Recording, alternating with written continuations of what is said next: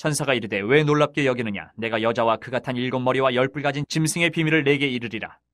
내가 본 짐승은 천에 있었다가 지금은 없으나 장차 무저갱으로부터 올라와 멸망으로 들어갈 자니 땅에 사는 자들로서 창세 이후로 그 이름이 생명책에 기록되지 못한 자들이 이전에 있었다가 지금은 없으나 장차 나올 짐승을 보고 놀랍게 여기리라. 지혜 있는 뜻이 여기 있으니 그 7머리는 여자가 앉은 7산이요 또 7왕이라 5은 망하였고 하나는 있고 다른 하나는 아직 이르지 아니하였으나 이르면 반드시 잠시 동안 머무르리라. 우리가 지금 이제 제국에 대해서 쭉 살펴보고 있어요. 하나님이 느부갓네살을 통해 가지고 제국에 대해서 이제 보여주셨습니다. 근데 이 제국이요, 그냥 단순한 인류 역사가 아닌 거예요. 하나님의 성전하고 관계되어 있고 하나님의 백성들하고 관계되어 있는 제국들만 지금 보여주셨어요. 근데 그 제국들에 대해서 우리가 쭉 살펴봤는데, 첫째로 애굽에 대해서 살펴봤고요. 그 다음에 아수르, 그 다음에 바벨론, 메데바사, 지난주에 헬라 제국 살펴봤고요. 이제 오늘 로마 제국을 살펴볼 차례입니다. 느부갓네살 꿈에 로마 제국에 대한 것도 나오는데요. 어느 날 이 느부갓네살 왕이 꿈을 꿨습니다. 근데 아침에 일어났는데 꿈이 생각이 안 나요. 근데 굉장히 중요한 꿈 같은데 생각이 안 나요. 그래서 자기가 기르고 양육하던 그 박사들, 술사들 다 불러 모아가지고 꿈을 해석해 보라 그러는데 아무도 못하는 겁니다. 그런데 하나님의 종 다니엘이 그 꿈을 알아내고 그 꿈을 해석해 주는 내용이에요. 그래서 다니엘이 지금 이제 하는 말입니다. 왕이 꿈에 큰 신상을 보셨습니다. 그런데 그 신상이 머리는 금으로 되어 있고 바벨론 제국입니다.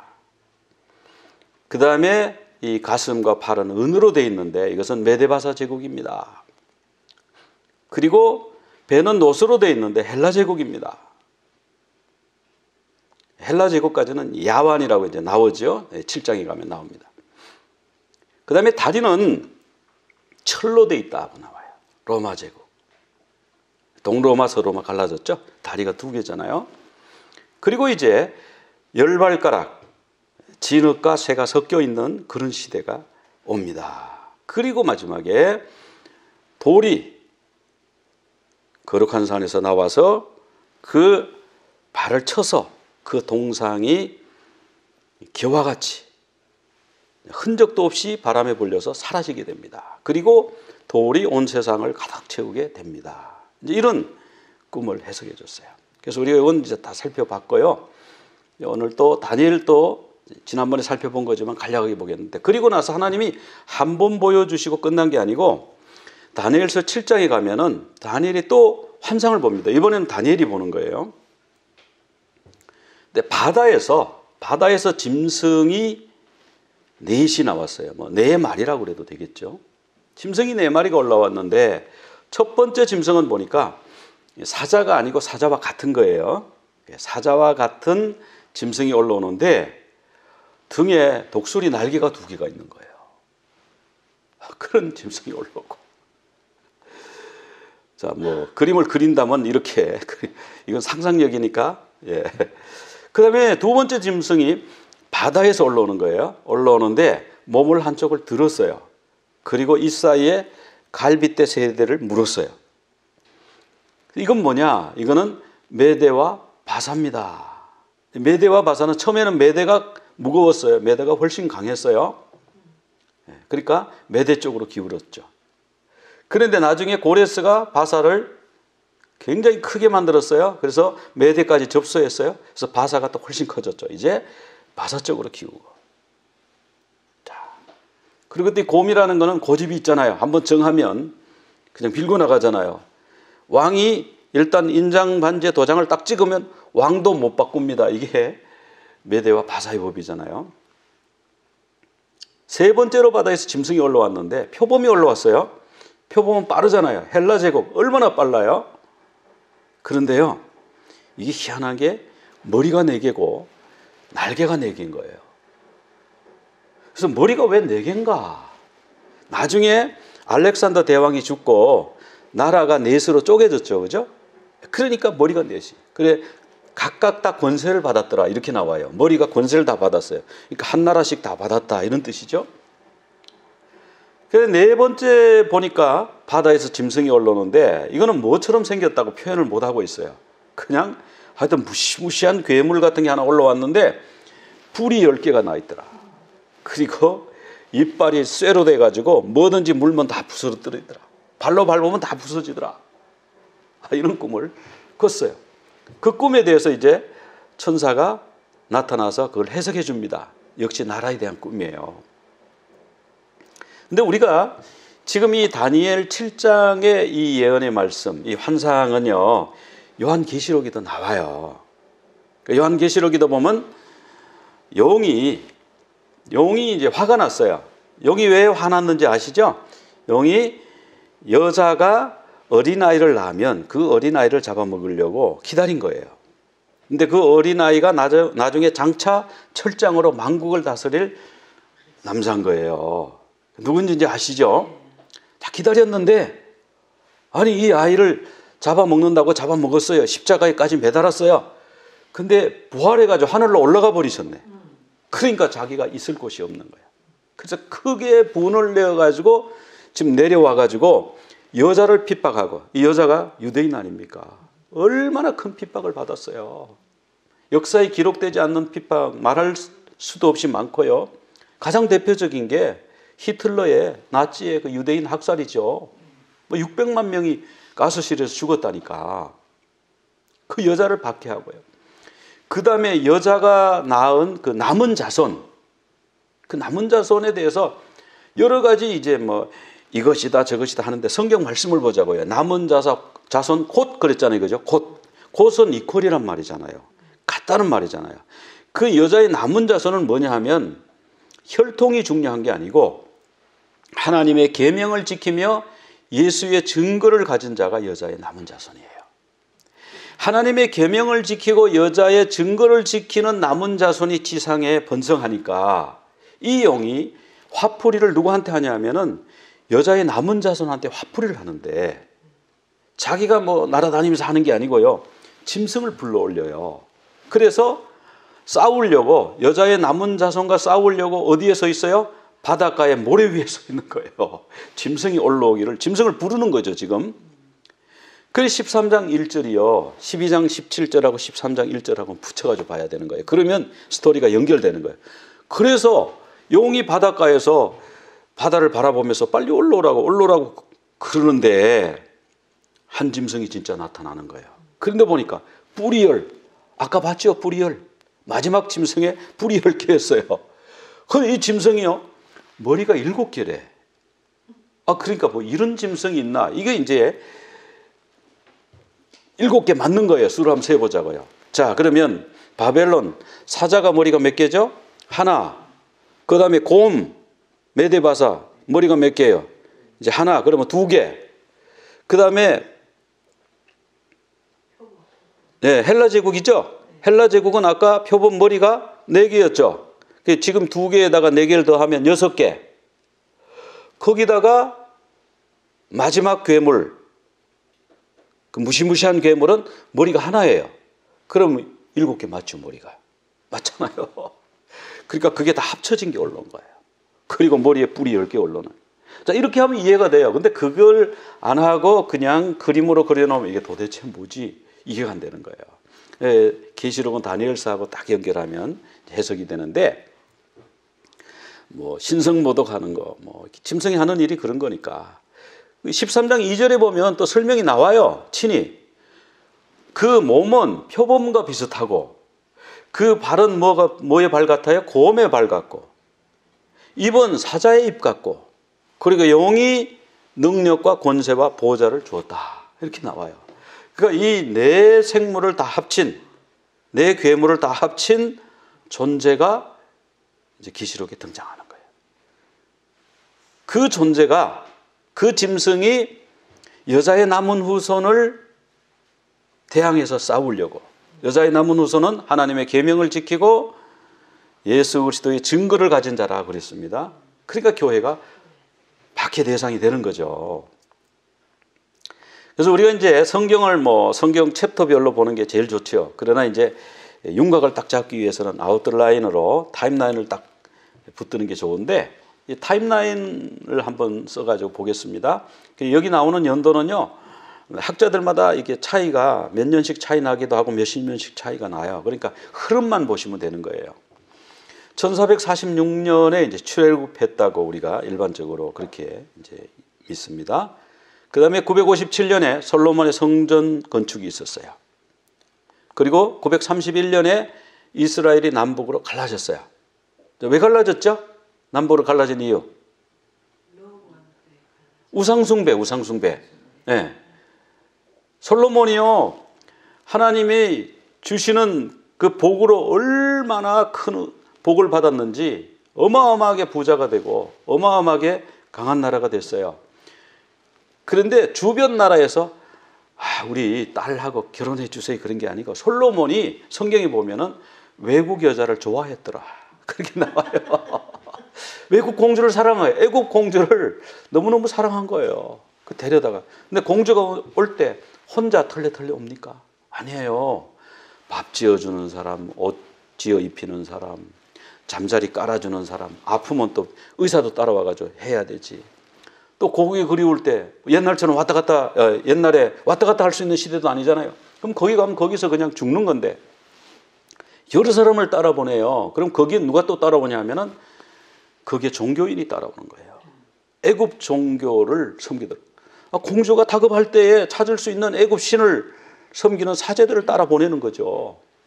그래서 이제 공주가 외롭고, 그럼 솔로몬이 처와 첩이 1000명이었다니까 독수공방 외로울 때마다 이 신의 이름으로 신에게 제사드리고 예배하고 그런단 말이죠. 그러다가 솔로몬이 찾아가면, 오셨습니까? 우리 이 신이 우리를 참 이렇게 지켜주시는데 이 신에게 우리 같이 예배해요. 그리고 같이 예배했더라고 나와요, 성경에.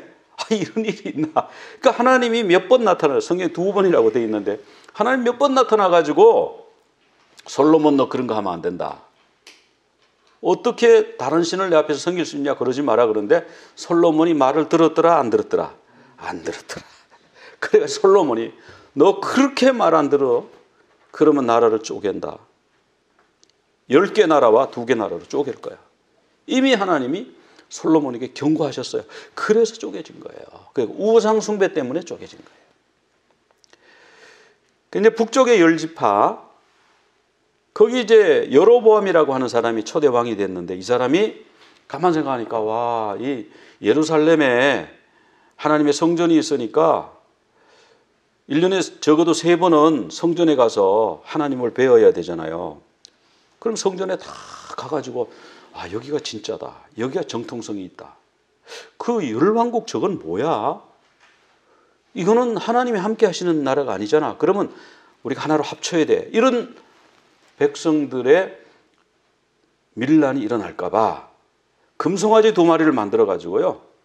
예루살렘에서 가까운 단에다가 하나 세우고 북쪽 베델입니다. 베델에 세우고 북쪽 단에 세우고.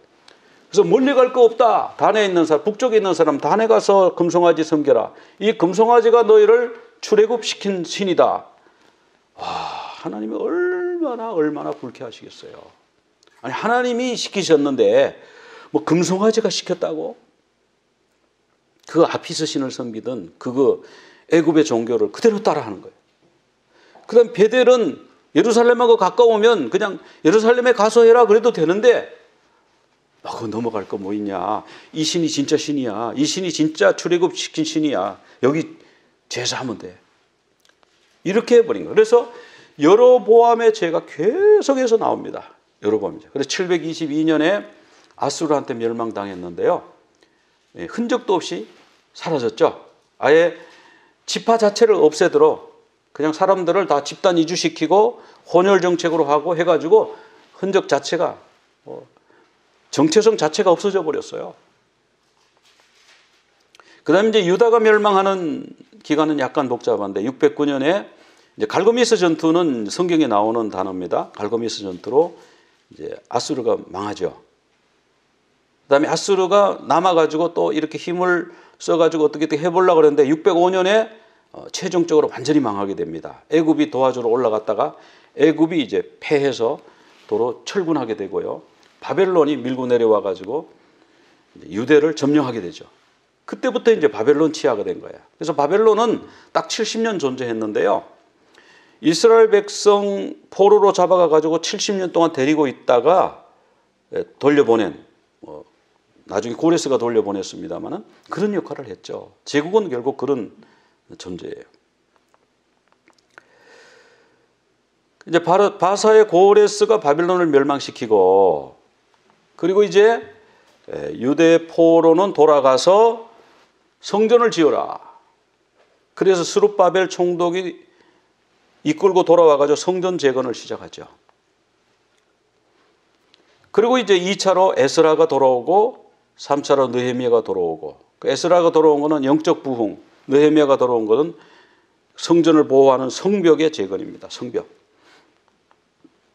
그리고 이제 336년에 알렉산더 대왕이 즉위해가지고 동방원정에 나서서 페르시아를 멸망시키죠. 바사. 페르시아는 바사입니다.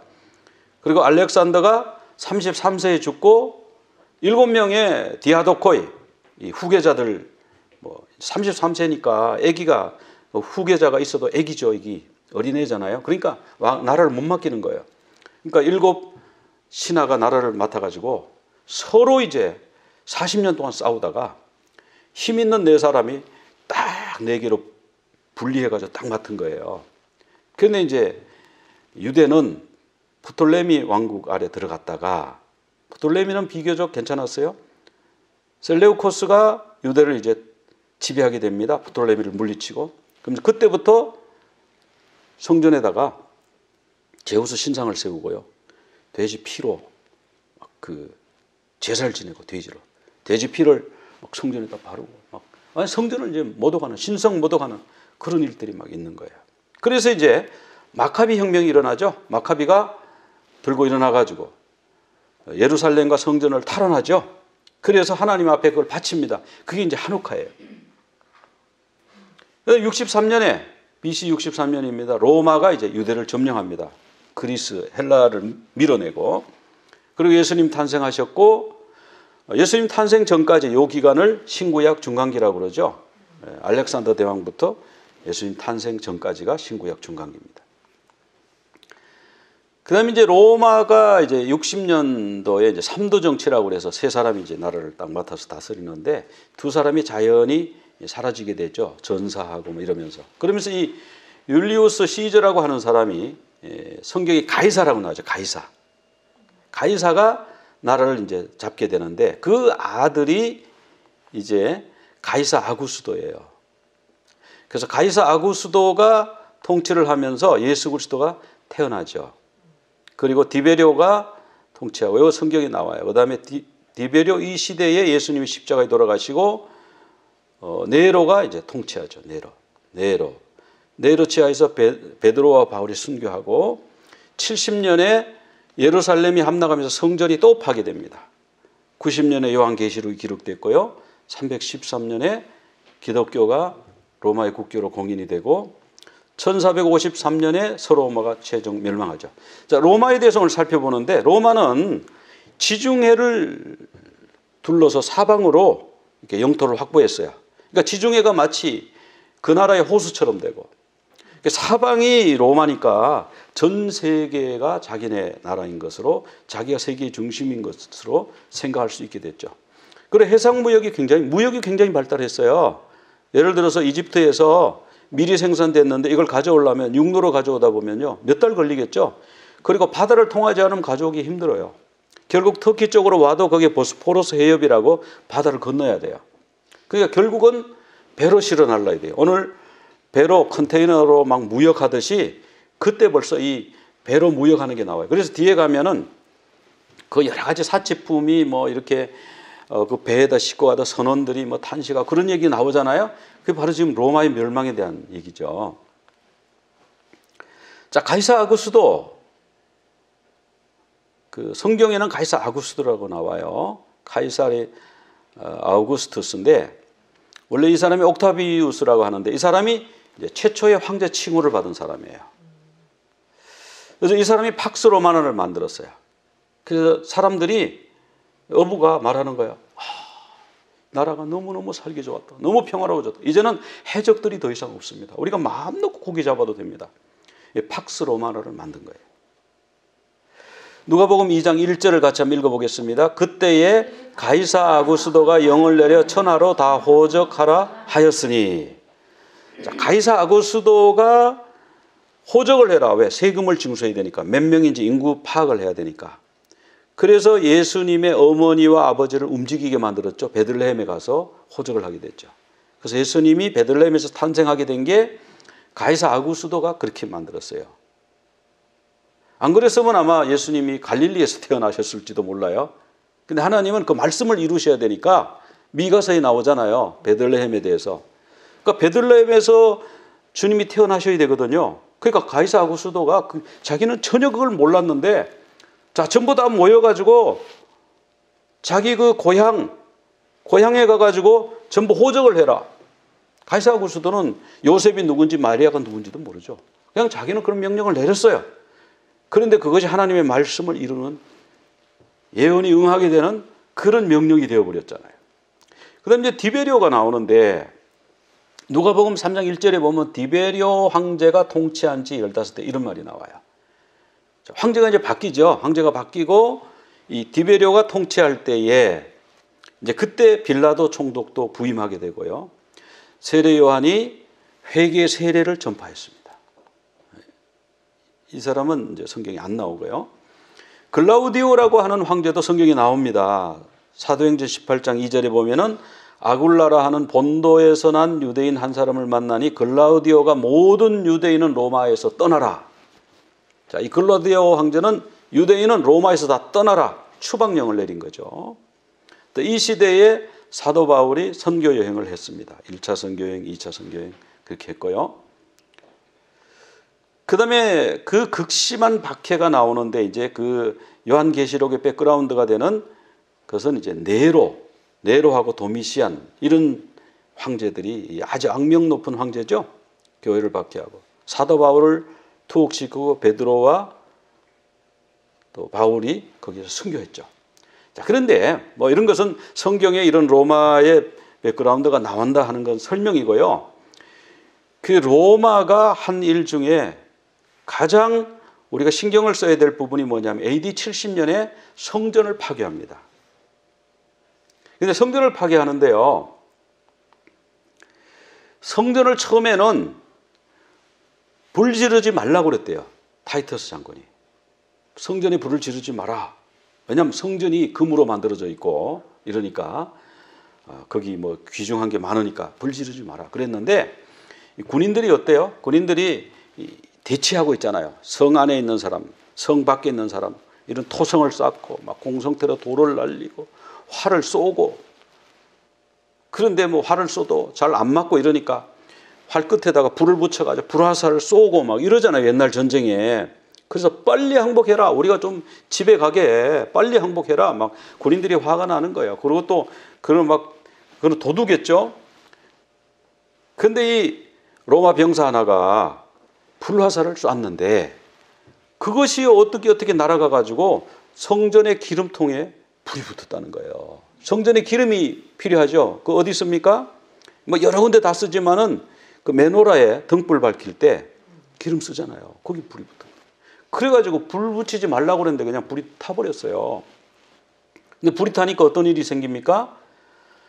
그러니까 안에 게 금으로 장식한 금들이 다 녹아가지고 돌틈 사이에, 성전 벽 사이에 스며 들어간 거예요. 그러니까 로마 병사들이 금을 긁어야 되잖아요. 그러니까 돌을 다 드러낸 거예요. 그래서 마태복음 24장 그 2절에 보면은 내가 진실로 너희에게 이르노니 돌 하나도 돌 위에 남지 않고 다 무너뜨려지리라. 하나님, 그 예수님의 말씀이 정말 한 자도 안 틀리고 다 이루어진 거예요. 돌 하나도 돌 위에 남지 않고 다 무너진 거예요. 그리고 마태복음 23장 38절에서는요 이런 말씀했어요. 너희 집이 황폐하여 버려진 바 되리라. 이거는 살림집 얘기하는 거 아닙니까? 근데 너희는요 복수인데요, 집이요 헬라 원어로 보니까 단수로 돼 있어요. 그럼 뭐예요? 살림집 아니죠. 사람들이 여기 뭐 100명이 모여 있는데 너희 집이 탄데 너희 집들이 아니고, 우리 한국말은 그런 구분이 잘 안 됩니다만은 한 집, 그 한 집이 탄다는 거예요. 그럼 뭐예요? 성전이에요. 성전. 그러니까 돌 하나도 돌 위에 남지 않고 다 무너지는 것도 성전 건물이에요. 24장 1절에 보면 성전 건물을 가리켜서 제자들이 얘기한 거예요. 이거 너무 아름답습니다. 이거 짓느라고 정말 대단한 기술자들이 모여가지고 정말 수십 년 동안 이 일을 하고 있는데 얼마나 놀라워요, 주님? 그러니까 이거 돌 하나도 돌 위에 안 남고 다 무너질 건데, 그렇게 말씀하셨다는 거예요. 그렇게 무너진 날을요 유대인들이 티샤 베아브라 그래요. 티샤 베아브라 그러는데, 티샤 베아브는 좀 뒤에 좀 자세하게 살펴보고요. 이게 풀이 나서 막 성전이 다 타버린 거죠. 자, 이 티샤 베아브가 무슨 뜻이냐면 아부월 9일이란 뜻이에요. 아부월은 뭐냐? 아부월 9일이 그럼 도대체 양력으로 며칠이냐? 양력으로는 자꾸 왔다 갔다 해가지고요, 양력으로 기억하려고 할 필요가 없어요. 올해 날 다르고 내년에 날 달라요. 이게 음력이거든요. 그러니까 아부월 9일 그냥 그렇게 기억해 놓으면 돼요. 아부월 9일에 바벨론에 의해서 성전이 파괴되었습니다. BC 586년에. 그런데 AD 70년에도 로마가 성전을 파괴한 날이 아부월 9일이랍니다. 참이 놀라운 일치예요.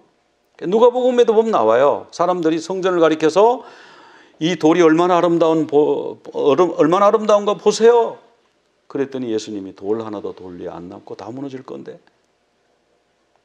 자, 아부월 9일에 이런 사건들이 쭉 일어났다고 그래요. 이건 뭐 다 기억하실 거 없고요. 또 이게 사실 다 맞는지 안 맞는지 몰라요. 그냥 유대인들이 이렇게 정리를 해가지고 이 사람들은 그렇게 믿나 봐요. 3500년 전에 12정탐꾼들이 가나안을 정탐하고 왔습니다. 40일 동안. 그런데요 10명은 거기 들어가면 우리는 다 죽습니다. 저 사람들의 메뚜기 갖고 저 사람들에 비하면 우린 다 죽어요. 그거 우린 점령할 수가 없어요. 그리고 두 사람만 아니다. 그들은 우리의 밥이다. 우리가 하나님이 주셨다. 그런데 백성들이 그 두 보고를 받고 누구 보고 쪽으로 기울었어요? 10명의 보고 쪽으로 기울은 겁니다. 그래서 통곡을 하고 밤새도록 진정이 난리가 난 겁니다. 우리를 이까지 와가지고 이 고생을 시키고 여기서 죽이려고 그러냐? 차라리 애굽으로 돌아가자. 하나님이 진노하셨죠. 하나님이 너희가 40일 동안 정탐했지. 그러면 하루를 1년으로 해가지고 40년간 너희가 광야에 있어야 돼. 그래서 1세대가 완전히 다 죽도록 기다리셨다가 2세대가 가나안에 들어갔습니다. 자, 그래서 우리는 여기 여러 가지 적혀 있는데 뭐 스페인에서 뭐 추방이 됐다. 1492년에 아부월에 추방이 됐다는데, 그래서 그 콜럼버스라든지 이런 선단을 타고 유대인들이요, 그 전에 이미 오래 전에 이런 쪽으로 많이 와 있어요. 우리가 작년에 초막절 그 예배를 그 랍비를 모셔서 한번 했어요. 그랬는데 이분이 어디에 사는 분이냐? 멕시코에 사는 분이에요. 그래서 우리가 멕시코에 유대인들이 많습니까? 아, 많이 있대요. 그럼 그 멕시코 유대인이 언제 왔습니까? 그래서 그분이 그때 얘기를 해줬어요. 이미 콜럼부스라든지 이미 그때 뭐 많이 왔잖아요. 스페인 배가 세계를 일주를 하면서 이렇게 왔잖아요. 그때 유대인들이 많이 왔대요. 왜?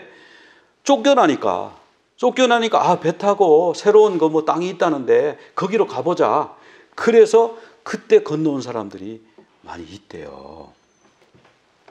자, 그래서 우리가 여기 이런 거는 그냥 흥미거리로 그냥 그렇게만 생각하시고, 우리가 기억할 거는 586년에 1차 성전 파괴, 70년에 2차 성전 파괴, 뭐 이 두 개만 그냥 기억하시면 되겠습니다. 근데 그 성전 파괴에 대한요, 그 유물이 하나는 그거잖아요. 하나는 통곡의 벽이잖아요. 다 무너뜨리고 하나는 기념으로 딱 남겨놨어요. 박물관처럼 딱 남겨. 아니, 다 무너뜨려 놓으면은 이게 흔적이 없으니까 사람들이 모를 거 아니에요. 이런 건물이 있었다. 그런 걸로 남겨놨고, 또 하나는 뭐냐면 여기 로마에 가면 이런 그 타이터스 장군의 개선문이 있대요. 근데 그 개선문이 뭐냐면 특징이 뭐냐면 그 안에 이런 부조가 있어요. 근데 이 부조를 자세히 보면 이렇게 좀 더 이렇게 돼 있는 거예요. 근데 여기에 보면 앞에하고 뒤에 들고 가는 게 뭐가 다르다, 그죠? 모양이. 뒤에 이렇게 메노라를 들고 가는 거예요. 그리고 앞에는 요거 떡상이죠. 그러니까 떡상도 금으로 만들잖아요. 시팀나무. 성경에는 조각목이라고 되어 있는데 시팀나무로 만들고 금을 씌웠어요. 그러니까 금이에요. 또 메노라, 요거는 완전히 순금으로 만들어요. 그 이 두 개를 전리품으로. 그게 뭐 어떻게 하겠어요? 이 타이터스 장군이 이기고 오니까 하얀 말 타고 막 가겠죠. 그러면 막 연도에 사람들이 쫙 나와가지고 뭐 월계수 나무 잎 같은 거, 꽃 같은 거 가지고 막 흔들면서 환영하겠죠. 그럼 그 뒤로 병사들이 막 착착 가는데 그 병사들 앞에 넣었을 것 같아. 그 타이터스 장군 뒤에. 그래서 뭘 탁 메고 가는데 그게 뭐냐면 이제 전리품이에요. 그 전리품이 황금 메노라다. 황금 메노라. 황금 떡상을 가져왔다. 그것을 요즘 같으면은 사진 찍어 놓고 비디오로 해가지고 이렇게 남겨놓는데 옛날에 그런 게 없었으니까 부서로 만들어가지고 역사의 길이 나무라고 이렇게 돌에다 새겨가지고 이렇게 붙여놨잖아요. 그 성전 파괴의 기록인 거예요, 이게. 결국은 성전은요, 지어놓으면 파괴되고, 지어놓으면 파괴가 되고, 그러네요. 왜 하나님의 성전이 왜 그러죠? 거짓 선지자들은 하나님의 성전은 파괴가 안 된다는 게 그게 거짓 선지자들이에요. 자, 솔로몬 성전 지었잖아요? 솔로몬 성전 파괴됐잖아요. 그리고 나서 스룹바벨이 성전 지었잖아요? 근데 스룹바벨 성전이 부서진 거예요. 누구에 의해서? 로마의 폼페이 장군이 와가지고 스룹바벨 성전을 또 회파시킨 거예요. 그럼 이거를 이제 재건하는 작업을 했는데 누가 했냐면은 헤롯이 재건한 거예요. 그런데 이것이 또 AD 63년까지 지었다고 그래요. 예수님 당시에 성전 지은 지가 40년 됐대요. 그런데 뭘 또 하느냐? 아직 우리가 건물을 지으면은 봉헌식 같은 거 하잖아요. 아직 봉헌식 안 한 거예요. 왜? 내부 장식이 덜 끝난 거예요. 인테리어가 덜 끝난 거예요. 다 지어놓고 완료를 63년도 했는데 7년 뒤에 타이터스 장군이 와가지고 성전을 돌 하나도 돌 위에 남지 않도록 완전히 무너뜨려 버려요. 이거 왜 이러죠? 거짓 선지자는요, 바벨론이 쳐들어온다 그러니까 하나님의 성전이 있기 때문에 바벨론이 우리를 건드리지도 못합니다. 털끝 하나 상하게 하지 못할 겁니다. 2년 뒤에 바벨론은 스스로 망할 겁니다.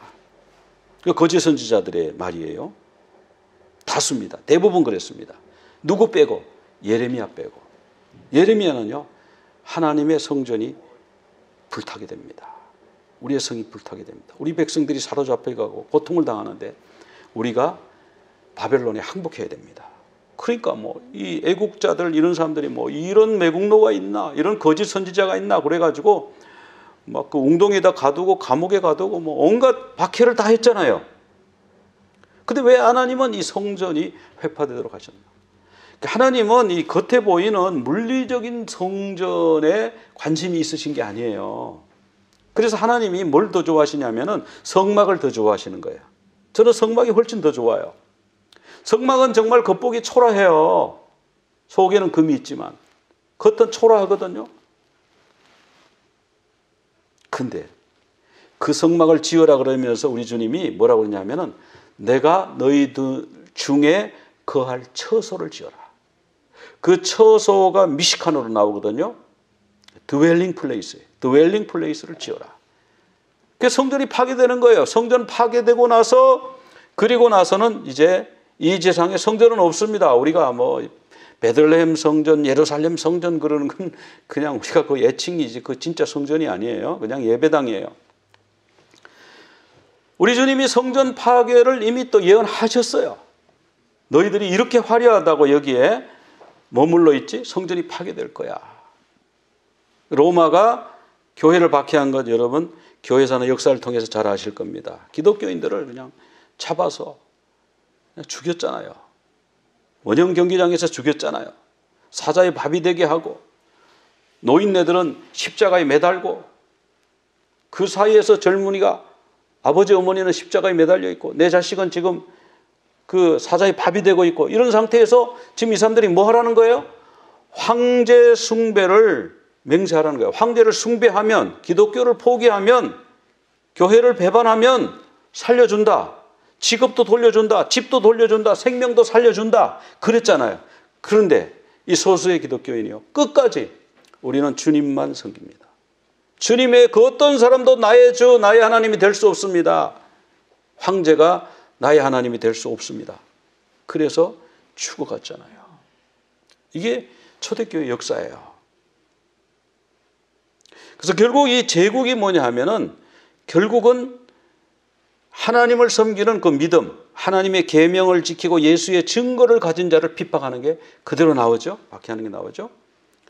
성전에 대해서 예수님이 말씀하셨는데 이 성전을 허물어라. 46년 동안 지었는데 그런데 예수님이 사흘 만에 다시 일으킨다. 예수님이 십자가에서조차도 그 얘기를 들었죠. 성전을 46년 동안 지은 성전을 무너뜨리고 사흘에 짓는 자요. 십자가에서 한번 내려와 보라. 근데 예수님이 말씀하신 거는요. 그 헤롯 성전이 아니고 육신을 얘기하는 거예요. 예수님의 자기 육체를 가리키신 것이다. 요한복음 2장 21절에 나오죠. 근데 예수님이 부활하시고 승천하신 후에는 성령님이 우리 가운데 들어오셔서 우리가 하나님의 성전이 되었다. 고린도전서 3장 16절 너희가 하나님의 성전인 것과 하나님의 성령이 너희 안에 계신 것을 알지 못하느냐. 고린도전서 6장 19절에도 너희 가운데 계신 성령의 전인 너희 몸이 성령의 전인 것을 알지 못하냐. 이제 우리의 몸이 성령의 전이 되어야 되는 거예요. 그러니까 우리가 그러면 나는 주님을 모시지 않으면 그러면 다른 영을 모시는 거죠. 그러니까 귀신들의 신전이 되거나 성령의 전이 되거나. 근데 계시록에 가면 성전 얘기가 많이 나와요. 그래서 계시록은 성막을 모르면 계시록이 안 열린다. 저는 그렇게 보는데요. 근데 이 계시록에 나오는 성전조차도 계시록 21장 22절에 가보면은 같이 한번 읽어봅시다. 성 안에서 내가 성전을 보지 못하였으니 이는 주 하나님 곧 전능하신 이와 및 그 어린 양이 그 성전이십니다. 성전이 이제 없어지는 거예요. 이제 마지막에 계시록 마지막에 가면 이 성전이 없어집니다. 왜? 하나님이 성전이시고 예수 그리스도가 성전이라고 말씀하고 있어요. 우리와 함께 살 때 그분이 우리와 함께 살면 그것이 성전이에요. 이 성전은요. 자꾸 우리가 건물을 얘기하는데 성경에 보면 히에론이라고 그러지 않고 나오스라고 그래요. 헬라 말로. 나오스가 뭐냐 하면은 신을 신이 머무는 그 공간이 성전이라고 그러는, 나우스라고 그러는 거예요. 히에로는 그냥 건물, 경내를 말하는 거고. 주님이 우리와 함께 계시면 그곳이 성전이에요. 드웰링 플레이스, 하나님의 드웰링 플레이스, 쉐키나, 주님의 성전입니다. 주님이 우리와 함께. 성전은 뭐냐? 쉐키나로 나오잖아요.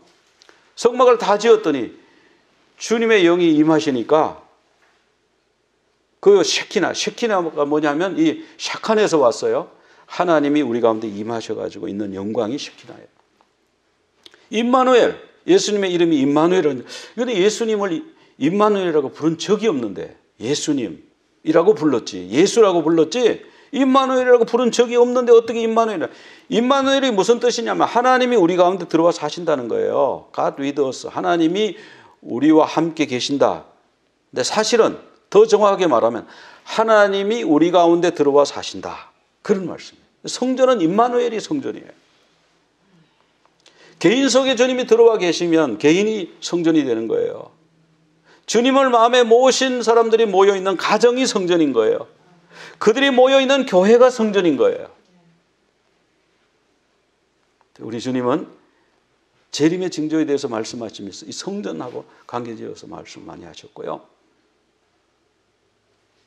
언제 이런 일이 일어나느냐? 이 마지막이 언제 오느냐? 그리스도가 여기 있다 저기 있다 그럴 때에, 많은 사람이 자기가 그리스도의, 자기가 구원자라 그럴 때에, 근데 그건 끝이 아니고요, 이제 시작이에요. 미혹당하면 안 돼요. 전쟁이 막 난리와 난리 소문이 나도 끝이 아니에요. 기근과 지진이 나도 끝이 아니에요. 재난의 시작이다. 그때 환란에 넘겨주겠고, 유대인들이 많이 넘어졌죠. 또 이제 마지막 때 이 제국, 지금 아직 윤곽이 완전히 드러나지 않았지만 반기독교적 제국이 세워질 것을 우리가 알 수가 있죠. 그래서 모든 민족이 미움을 받게 되고, 그럴 때에 우리 주님이 능력과 영광으로 오는 것을 보게 되리라. 21장 27절에 보면 이제 그런 말씀이 나오는 거예요. 그럼 오늘 본문에 나오는 그 여자가 탄 7머리는 뭐냐? 7머리와 10뿔 가진 짐승. 10뿔은 이제 이해가 되잖아요. 그죠? 7머리도 이제 이해가 된다. 그죠? 아, 다니엘에 나오는 그 4짐승을 다 합치면 머리가 7개야. 10뿔은, 아, 그 용이 뿔이 10개가 있었으니까. 그 10뿔 이제 다 됐는데, 그러면 도대체 이 7머리는 뭐냐? 그 7머리는요, 여자가 앉은 7산이래요. 그리고 또 7왕이래요. 7머리는 7왕이라는 뜻도 되고 7산이라는 뜻도 되는데, 그럼 7산이 어디냐 도대체? 로마가요 7개의 산으로 이루어졌대요. 이제 영어로는 힐이라고 그러는데 우리는 작은 힐도 또 산이라고 그래요. 동산. 그래서 7개의 언덕으로 이루어진 도시가 이제 로마인데, 자, 여기 보면 이제 이렇게 이렇게 돼 있대요. 로마가. 자, 여기에 이런 팔라틴이라고 하는 언덕이 있고, 여기 이런 언덕이 있고, 이런 언덕, 이런 언덕, 이런 언덕, 이렇게 해서 7개의 언덕 위에 건설되어 있는 게 로마래요. 또 이렇게 위에서 보면 이렇게 또 7개가 돼 있고요. 그리고 이제 우리 서울에 한강이 흐르듯이 여기는 티베르 강이 흐르는 거예요. 그러면 이 로마가, 그러면 로마가 7머리, 7산, 성경의 계시록에 딱 설명을 해주니까 이 로마구나 이거 알았는데, 그럼 로마가 왜 그렇게 기독교를 박해하죠? 왜 그럴까요? 처음에 말씀드렸잖아요. 12장 7절에서 같이 한번 읽어봅시다. 용이 여자에게 분노하여 돌아가서 그 여자의 남은 자손 곧 하나님의 계명을 지키며 예수의 증거를 가진 자들과 더불어 싸우려고 바다의 모래 위에 섰더라. 기독교가, 교회가 여자의 남은 자손이기 때문에 그래요. 하나님의 계명을 지키고 예수의 증거를 가진 자를 용이 싫어하는 거예요. 황제 숭배를 거절했죠. 용을 숭배하는 걸 거절했잖아요. 계명을 가져서 하나님 말씀대로 살려고 하잖아요. 예수의 증거를 가진 자, 예수님을 믿을 뿐만 아니라 예수님을 전하잖아요. 그러니까 용이 싫어할 수밖에 없는 거예요. 근데 용에게 사랑을 받으려면 어떻게 하면 돼요? 양다리 걸치면 돼요. 옛날에 어떤 장로님이 계셨어요. 그 장로님이 한중가 교회를 안 보이셨어요. 그래가지고 우리가 만나가지고 그 장로님 이름이 뭐냐고 묻지 마시고, 장로님 왜 지난주에 안 보였어요? 그러니까 제가 등산을 갔어요.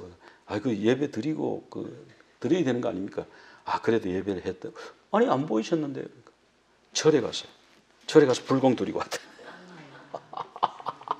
그래서 아니 절에 가서 불공 주일날 하면 안 되죠. 그러니까 왜 절에도 거기도 보험 넣어놓고 부처한테도 보험 넣어놓고 하나님한테도 보험 넣어놓고 그렇게 말씀하신 건 아닌데 취지가 그런 취지예요. 그래서 놀래가지고 이건 누가 좋아해요? 영이 좋아하는 거. 이런 사람은 그래 황제 숭배해, 우상 섬겨 괜찮아.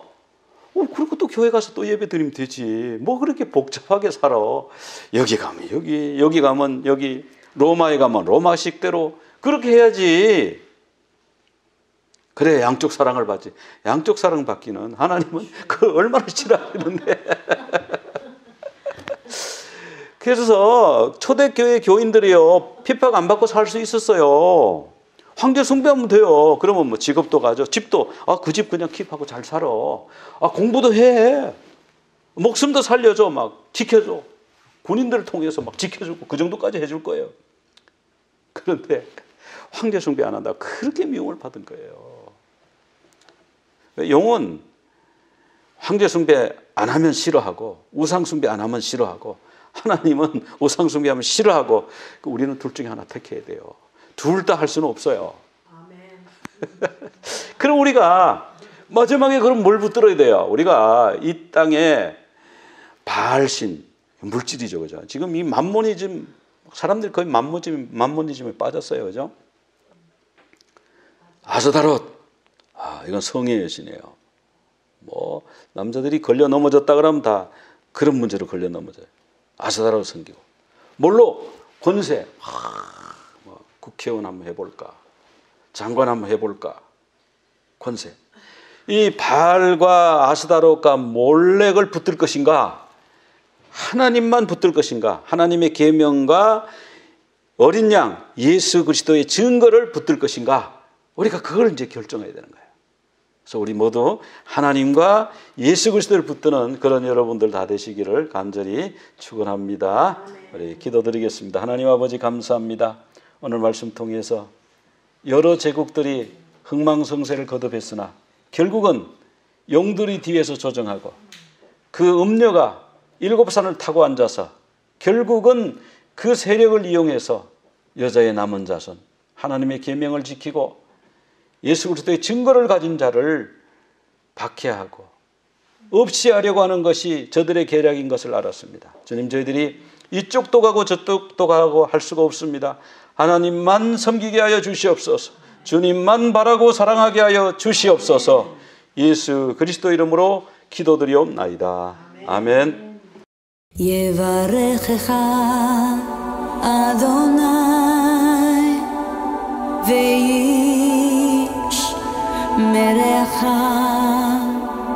יאר אדוני פניו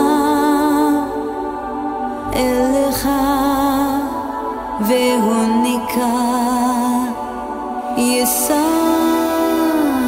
אדוני פניו אליך ויעשה לך שלום, ויעשה לך שלום.